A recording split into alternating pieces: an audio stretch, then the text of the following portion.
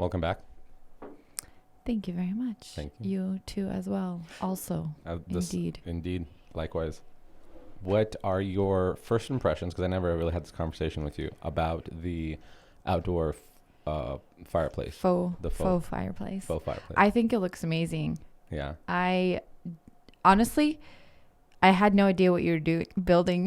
Because we never sat down and talked about it. I usually ask you what your next project is. I feel like I stopped doing that a while ago. You did it yesterday. And in fact, I did it yesterday, and I was like, wow, I haven't asked you this in a long time. And you still acted like I asked you every day. Yeah. But I feel like it's been a while. I didn't ask you maybe the last like 2 projects. Yeah. Yeah. I was trying to let you have nice. a breather. It's nice to have a breather. Well, it's hard. Well, I mean, I can't imagine you're asking me, because I think a lot of it's coming from when I'm exhausted on a project. It's the timing. I always ask you at the wrong time. Right. It's like I'm either decompressing from like a long, frustrating, exhausting day, or like laying stonework, And that's when we talk, is like at the end of the day. So Right. I'm always like, so what's your next project? And you're like, eye roll. Yeah. Big eye roll. Yeah. No, it's been nice to kind of, not have me nag at you. Right. Because because here's the thing. There's a time ago where on YouTube, whenever you build something, because there's not a lot of content on that thing, by you just building something, the video does well. Right. Now, with so many people on YouTube, you have to find a different angle. So when you're in the middle of building a project and you go, well, how am I going to spin this angle to get people to want to watch it? It's exhausting. You're running through titles. You got 5 different titles you're working. I mean, yesterday we did a thumbnail for the fireplace. Just the 2 words on the thumbnail. Oh, right. We were going over it for 20 minutes as a team of 3 people here. Yeah. Because breaking it's it down. Everything. Yeah. So to do that for like the next month's video, that's difficult. And this is stuff you're thinking about all day long. So it's like, I get it. There's a lot on your mind. So when I ask you what the next project is. It would be a lot nicer if let's say maybe I came up with a project and I only focus on building the project. And then somebody else was like, hey, so we did some research and it looks like this is a very trendy whatever, or this really works well, or anything secret or hidden or what. Then you can pay me more and I'll do it. Yeah, right. No, you wouldn't. Also, I've been helping you with your thumbnails. Yes. Do you feel like that's a stress off of you? Oh, 100%, because I really, now, because it's 2 people. It's 2 people. Yesterday was nice because Kyle was there too, because now you have like a third person's opinion. I think what's helpful is you are really good with Photoshop, but you don't study thumbnails. Yeah. So I know like visually how to take details away to like make it look like less distracting, or how to make it look smoother. Like there's not all the extra like details. Like I'm good at doing that, but I think I don't know YouTube well enough to be like, well, actually, like I need to make this brighter. I need to make this, the color needs to be blue instead of green. I don't know enough about that, I think. Or shot composition. Like, shot composition when it comes to like taking a picture of a room, but I don't think composition of shots for like a thumbnail to grab attention, right? I think I am good at seeing aesthetically, like, oh, that looks pretty, but is that attention grabbing? And there's a difference for sure. Absolutely. And I think if somebody's like listening to this and they go, well, why is that so important? It's the most important part. The thumbnail is more important than sometimes the video itself, because the idea is they have to get somebody to click on the video, and then you have to get somebody to watch the video, and then they have to get them to click again on a video, and then watch that again, and then repeat that. That's the whole. So clicking on it is already 50% of the work. It's thumbnail. Yeah. It's not. It has to be even more than that, right? Because if they never clicked on it, they never watched it, right? So you have to get to the point. That's why it's nice, like having Kyle, because Kyle consumes content and he sees what catches his attention in that sphere. So it's helpful to have some feedback. But the initial one, that's still a lot of pressure. Like I don't have, like it's one thing if I had a team of people who are like, hey, here's 3 compositions that we're thinking about, like somebody's directing. Then that is ginormous, because then now it's like even less like pressure off of you to focus on like, well, what does the next calendar build look like of things that are actually going to work? Right. So like today I had so the next build I'm building, and if you listen to the podcast, congratulations, you get the first exclusive on this. I'm building patio furniture. I've done patio furniture before, and that did really well. That was like 3 years ago. Mm-hmm. I'm doing patio furniture specifically again because the brand wanted to utilize their waterproofing stuff on it. Do you feel like it's too late in the season for the video to really take off? Well, I don't know. I think, yes, theoretically, you should be doing that, in the spring, right? Maybe in the summer.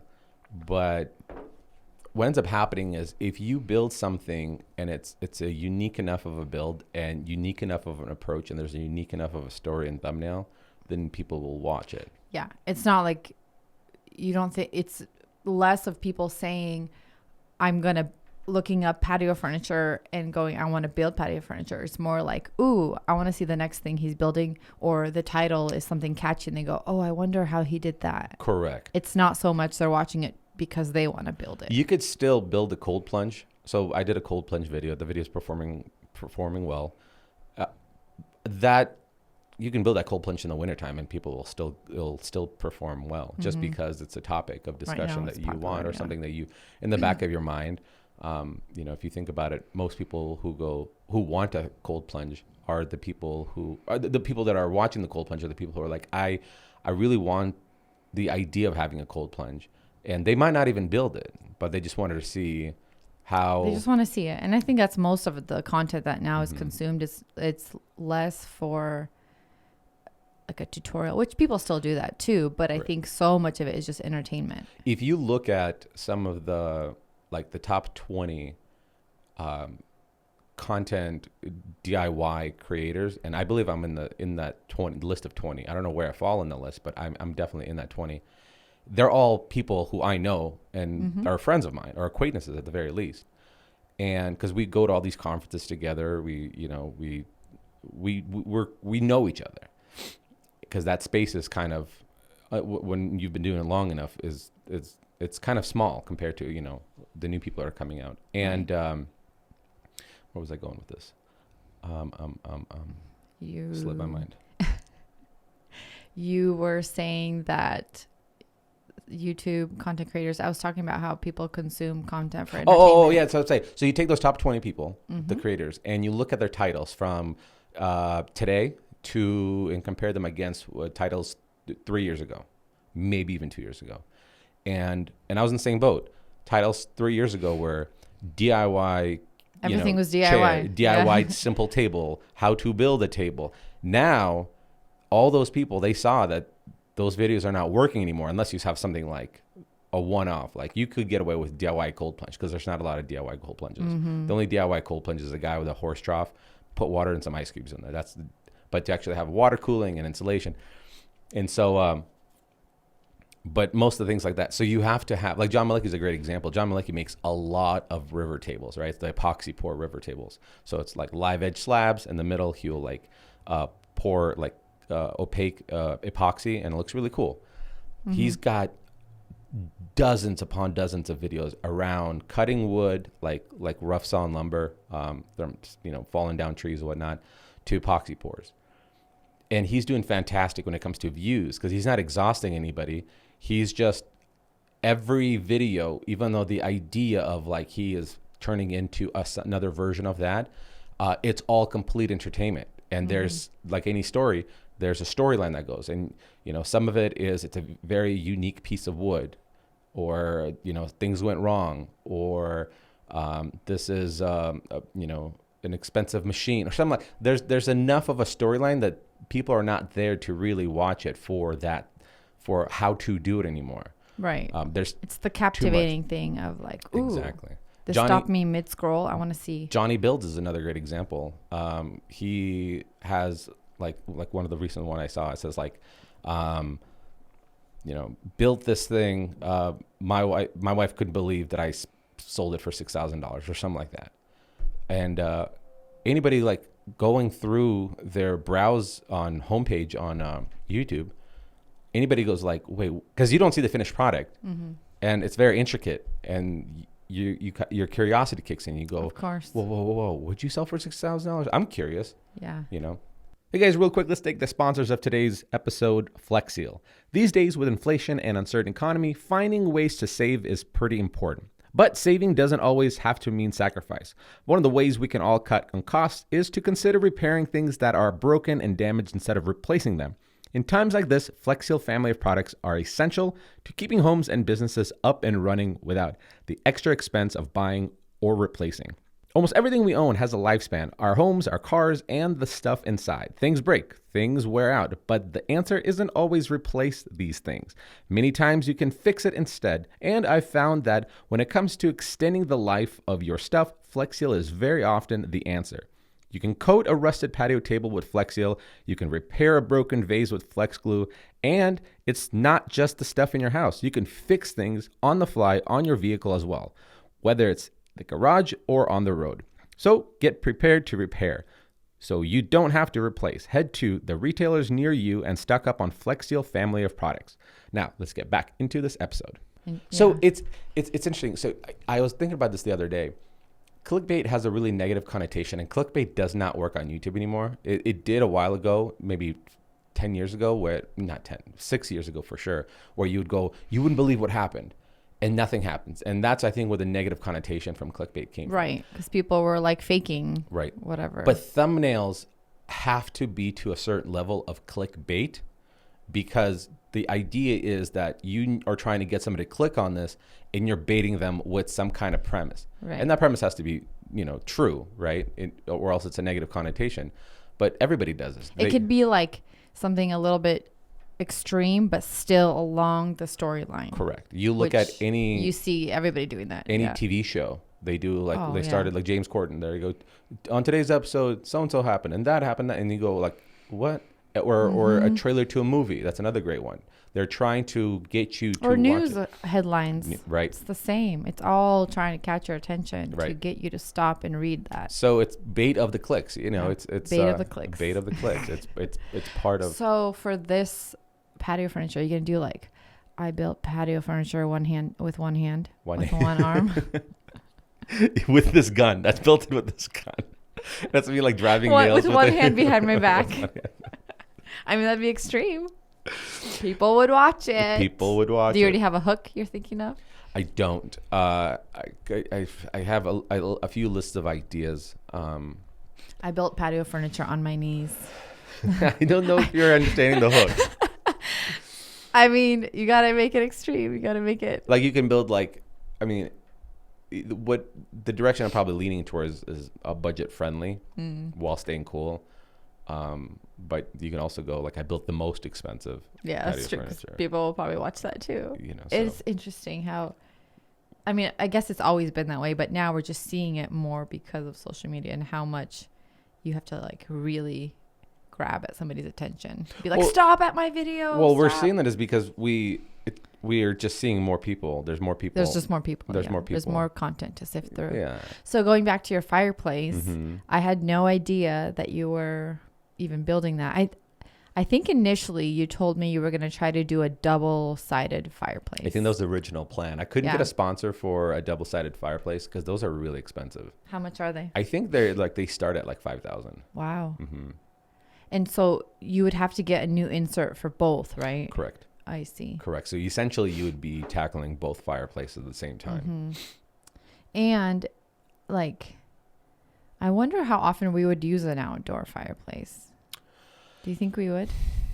Because it gets so cold so quickly here. Are you talking about like a real outdoor fireplace, like with wood, or are you talking about a gas? Just gas, because we wouldn't be able to do real there. Right? Well, you could for a lot of money. Well, a lot of money. You would have to demo the other fireplace out. You have to stonework and cut a hole in the roof, and there's a lot of money.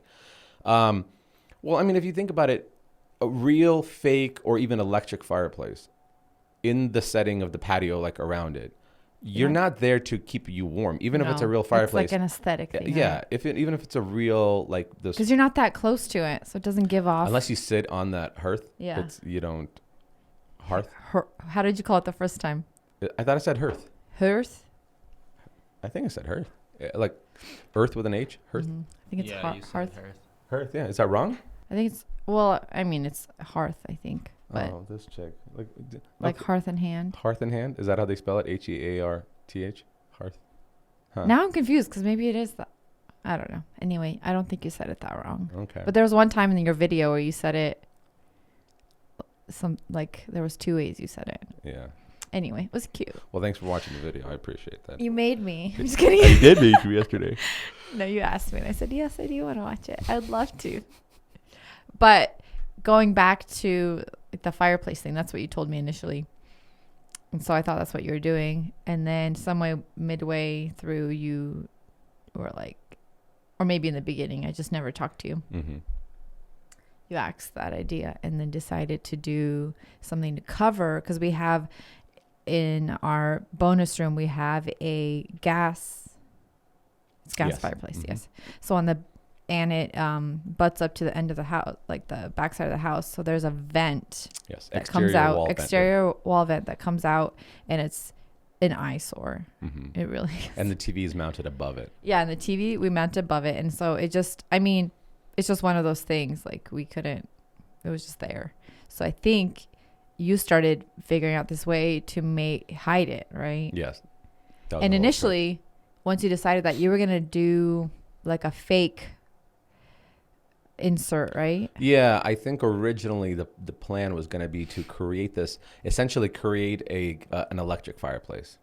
Like we have in our room. Kind of like we have in our room, but not exactly one of those like modern ones, but still keep it somewhat, what's the word for it when it's this like stonework around it, one of those kind of fireplaces. Like your parents' fireplace. What would you describe your parents' fireplace? But that one's like a natural. Well, right, but the style, what would you describe it at?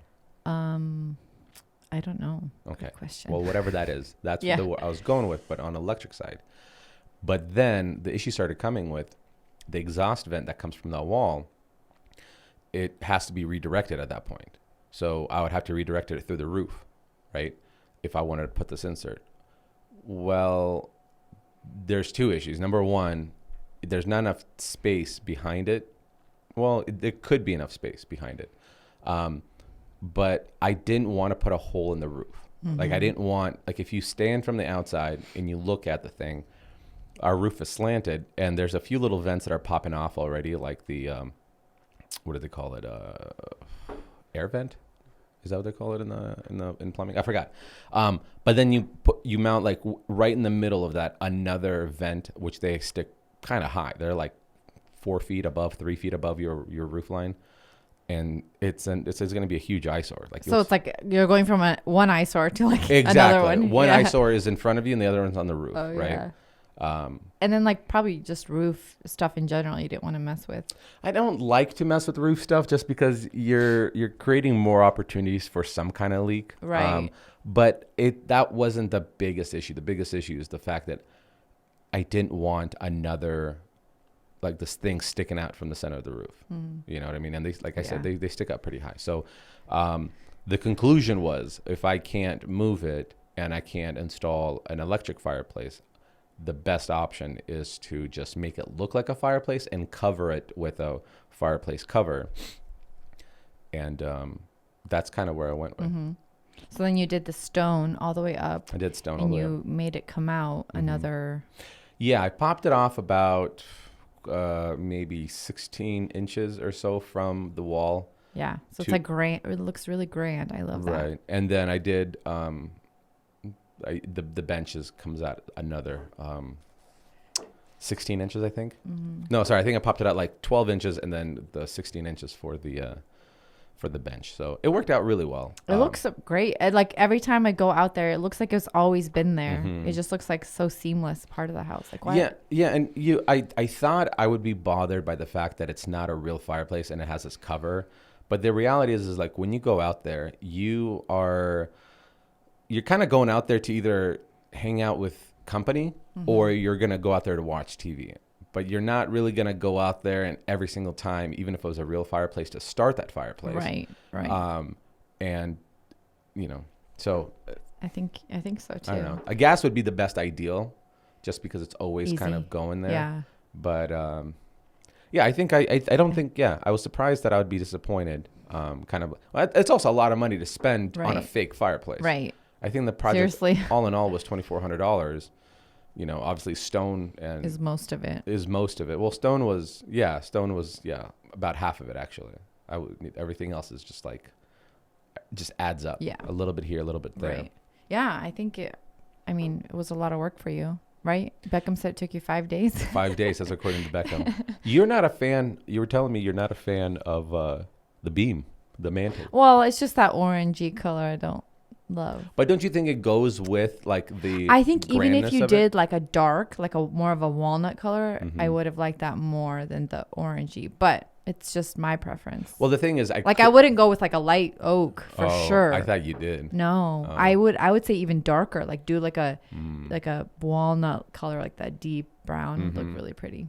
Well, the big issue is, I don't know if you saw my mantle video, but that's pressure treated wood. So everything that you see that's dark, that's the pressure treated chemical. And then obviously everything else is. What if you just kept it the way it looked? Would it just wither away? It would just wither away. Yeah, you're essentially trying to clean it up and then seal it to prevent it from rotting. Yeah. You know. Yeah, I mean, I think it looks great, like as part of the outside. Yeah. Yeah, no, I think I'm getting like better at not hating certain stains. That's so funny. It's always the stains. Have you noticed? Paint, I usually don't have a problem with because it's like paint is easy because on any surface it looks the same. You're right. With a stain, it's not like that because you could have so many species of wood and it's different on each one. Well, also with paint, it's there's a reset button that you can kind of do where you go like, well, I'll just paint over it. Exactly. With stain, you could, but that's so sand it again. So invasive. But I feel like I'm getting better. I also I feel like I'm. You're getting better at what? You're getting better at not hating it as much. Oh. I think I'm like more open to appreciating that things that I don't typically wouldn't choose still look really good in the space. Right. You know, you just appreciate that. Like, you know, the same goes with like art or somebody draws something. You might not love it, but you can appreciate the work that they put into it and the overall like aesthetic of it. So I feel like I'm getting better at that. Yeah. But I also feel like I am kind of moving away from all that like light wood stuff and like white. You're moving away from it. That is surprising to me that you keep referencing walnut stain. Mm-hmm. And I was never a fan of walnut stain. I like the walnut wood, but not the walnut stain. And I'm very surprised to hear you say like, why don't we paint it or stain it dark walnut? Dark, yeah. I don't know. I think I've just become. I mean, it's all about what you are consuming. So I feel like right now it's more of a trend to have darker, moodier colors, and I'm like kind of on board. Interesting. Like, well, what would you say the stain in our bathroom? Because that's a darker in our primary bath. So the stain is also, you're yawning. You're gonna make everybody else yawn listening to this. I don't know why I'm yawning so much. I had a terrible night's sleep last night. And we went to bed so early. I know, we were in bed by 9:30. 9:30. Well, it's not that bad. It's an hour before we usually go to bed. Still, for me, that's early. Yeah, you usually give me a hard time about it. I know. I was so tired. The stain. So what starts with the species of wood. That's the most important part. So like that is a white oak red oak, right? The bathroom is red oak. Usually I go with white oak or ash, but that's a red oak. So it's gonna pull a little bit more red. Well, it's interesting because with red oak, when you apply fruitwood stain on it, it ends up making the red oak like a tan color, like a brownish almost pigment. Yeah.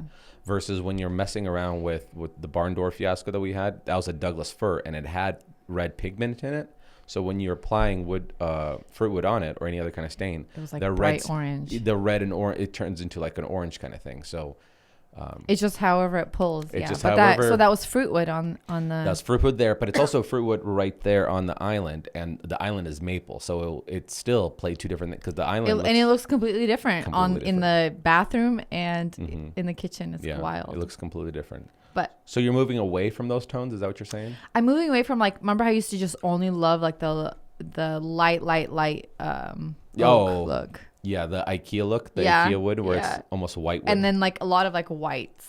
And so I feel like I'm moving away from that. Like I really love the color in our bathroom. I really like the stain against the green in the bonus room, and that's walnut, I think, right? The stain, I believe you said walnut is what you wanted. I think I can't even picture what I did on it. Yeah, because it's green. The cabinets, you did all the built-ins green, and then just the top is like walnut. I'm pretty sure it's walnut or like something close in it, because I think it's all about how it works in the space and the overall look. Because if you did that with like probably white, it wouldn't look as good, or like with a different color. But because it's already darker, you're adding like a tone to it that like completes the space.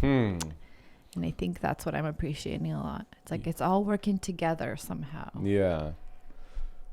No, it's I definitely see you're kind of leaning towards colors that I wasn't expecting. Specifically the stains. Unexpected.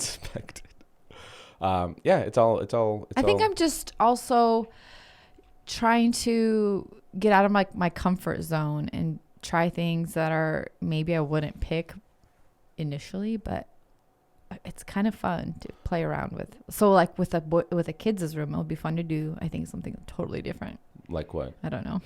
I haven't thought about it.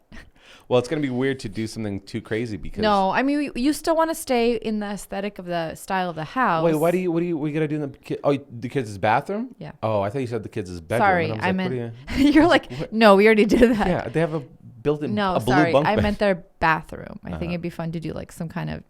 I mean, I feel like we've tried all the tiles by now. Right. But like maybe a pattern, on the floor tile or something. I don't know. Interesting. Yeah, I don't know either. It's I don't, like I said, there has to be a hook now, right? Yeah. So you can't just be like, I remodeled this bathroom. It has to be something like... Yeah. You should do like, I remodeled this bathroom with my son. That could be it, but... Beckham could help you. That could be cute, but I'm looking at more of like how frustrated I would be. Like I was frustrated when you and I built together. We had maybe that was rough. We relocated a bathroom together, and then we built the outdoor water feature. What if we did like we let our kids choose the bathroom color or something like that? Just a color? No, like the bathroom, whatever, like tile or something. Yeah, I don't know. Could you imagine? Oh, I don't think I could live with that. It'd probably be like purple or something, lime green. So. We're like wrapping this house up. So what do we have left? Tell us. So the kids' bathroom is there. That might be a 2-episode series because I want to do the shower separate. I've learned that if you do too big of a thing, like too many units in too many components in a series. Good word choice. Components. Then it's too chaotic of a video. Like our video is already 30 minutes and you're long. Trying to cram all this information in. Right. Into if you're doing the vanity and the plumbing and then you're also showing the bathtub, so you would break it up in like it would have to be broken up. It'd have to be broken up. So it's that in terms of in the house. What else is there? The fireplace. The fireplace in the bonus room, which would probably I don't know, an easy one. Yeah, but not like a video worthy. I'm not excited. Yeah, it's not video. At best, the best way to say it, it's not a video worthy. The pantry. And I think that's it for inside this house. The shelves. Which shelves? Oh, those side shelves. Yeah, side shelves. I think I'm trying to focus more on like... Outside? Not outside, but like building like cool... I don't know what the best word to describe. I'm trying to focus on unique videos, You don't want to like do the same old... Yeah. Right. There's only so many... So how would you do like something cool for the pantry? Well, I don't know. I mean, a lot of it is just, listen, you haven't thought it through. I'm still trying to figure out the spin on these patio furniture, and you're asking me for another. Because that's what I'm thinking. What I would like to think is like, for you to be like, hey, here's what I was thinking that would be really cool. Then for me, like I could receive the information and like put it away and then tap so like I did with the bathroom. Okay. Yeah, but I could do that. But you have to do it by like studying like YouTube. You know what I mean? Yeah. Like you can't just be like... it'd be really pretty in here. Like, I don't need that. Well, that's where I come from. Do you know how we can make this really expensive? It would be really functional for me, and I would love this. So we got about like 4 projects left inside the house. Right, inside of the house. In terms of it being completed. I still have a huge list of like idea projects, just like standalone projects. Do you think because for those of you who haven't been listening or are new, or we are going to wrap up this house, and then we're starting to work on building a frame cabin in Garden Valley. So that will be your next thing. Do you think while you're doing that, you'll still have these standalone kind of projects? Oh, that's a good question. It's hard because I haven't figured out the logistics, because this cabin is roughly it's an hour and a half away from our house. So it's a commute. You know, there are going to be episodes, right? Whether it's the framing, the windows, the flooring, electrical, and all that stuff. We have me, kind of the host of the thing, and then we have Kyle, who's the videographer, and you have to coordinate both people to be away from their families, right? While considering a 3-hour commute on top of the workday that we already established. So the logistics of that, I don't know. So are we moving to Garden Valley? Yeah, I'm moving to Garden Valley. You're moving to Garden Valley. I'll stay here. I'll see you in 6 months. Oh man. So I think what we'll do is we'll do episodes and we'll release them as they go. So like if you're waiting on something and you don't have any like content to produce, say like you're waiting on windows and they are late or didn't arrive, and you're waiting on that next piece before you could start another one, what would you do in the meantime? You can't. I think you end up shooting yourself in the foot when you start a series that people are excited about, and you finish one episode, and then you kind of throw something in. Yes. Yeah. It's like you're excited for the next episode of Yellowstone to come out, and Yellowstone's like, well, we're not done with this episode, but here's one episode of 1883. Yeah. Enjoy. Right. Which actually sometimes they do that to, have you noticed, to prolong the season? They will do like a flashback to like a different time, but yet they're not moving forward with what's happening today. Right. But that's a way for them to make like more episodes. Right. Yeah. You could do that. They have like another story. You could do like a flashback. Yeah. There's a flashback of me building a table. For this cabin. Before I started this cabin, I think what I'll end up doing is we already shot the first episode, which is the excavation part. We shot like you just have to be ahead, probably. Well, that's what I'm thinking. Is I think we would have to be like 3 episodes ahead, and so then give yourself a little bit of buffer wiggle room. Yeah. 3 or 4 episodes ahead, and then. That means in the meantime, I have to keep it on the hush hush and build, like I always want to do like a van build, like a. I'm not going to keep it. I'll probably tiny sell it off. Kind of thing? Yeah, like one of those like van life kind of things, where like they convert the van into like there's a sleeping bed, there's all this crazy stuff. It's a very hot topic. Yeah. But then again, it has to be like how did you make it unique? Because everybody's doing the van life now. Yeah, yeah. So. Interesting. So do you think? Like early spring? What's your... Well, the idea is that so we got excavation done. We had septic approval. I've already met with architects, approved the design, so they're working on construction plans right now. So plans will be done here really soon. Then I have to submit for permitting, and the plan is in the spring, once the snow melts, to start pouring the foundation and then basically kicking off from there. From that point on, I don't know how long framing takes. I'm going to assume maybe a month. Who knows? I don't know. Maybe less. I don't know.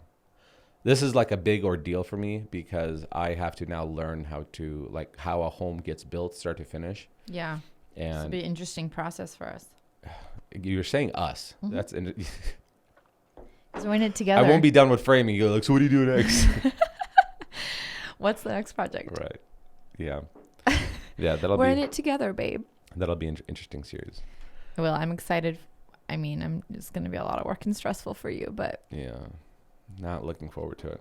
I am. It will be long days. Yeah, yeah. I don't know. Well, I always look at it in as the like, end. I'll let future Alex worry. Yeah. About it.